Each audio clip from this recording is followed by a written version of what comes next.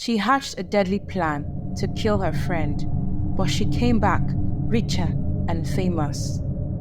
She's bold, she's fearless, and she's willing to take the risk. This is Nkemankanam's journey. Nkem was so jealous of Chiliki.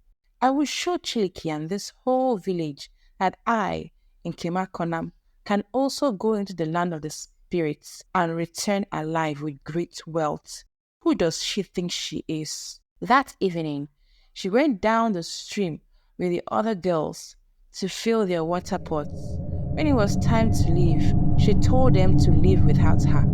The other girls were not comfortable with the idea, but Nkemankanam stubbornly refused to go back with them. Nkem stayed out right there till it was dark. She felt a presence around her. She turned around, and there was a scary spirit. She was shocked at the look, but she maintained her calm. Wow, you are quite ugly indeed. The rumors are true. What took you so long anyways?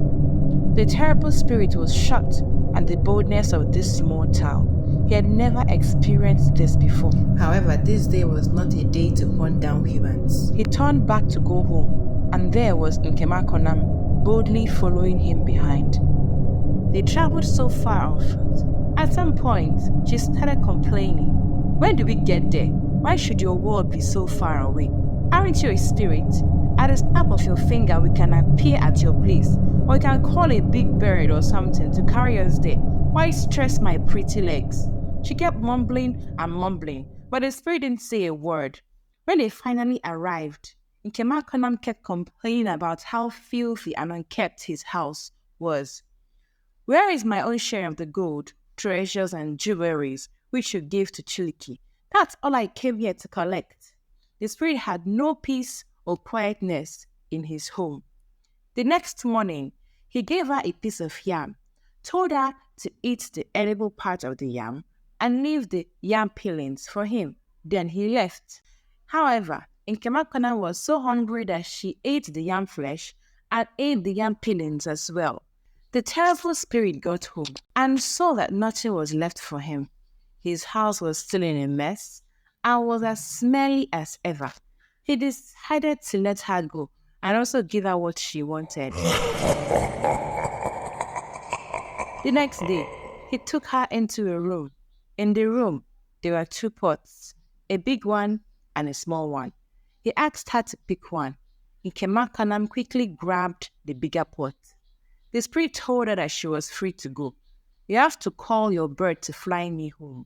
You did so for Chiliki.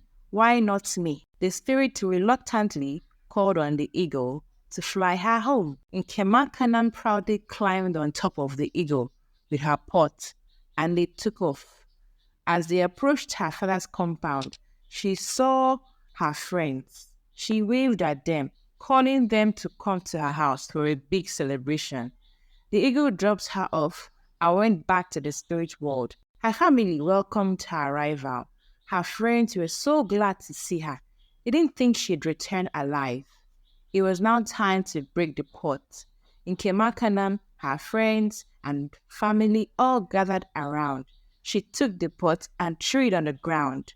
They were shocked at what they saw. Bees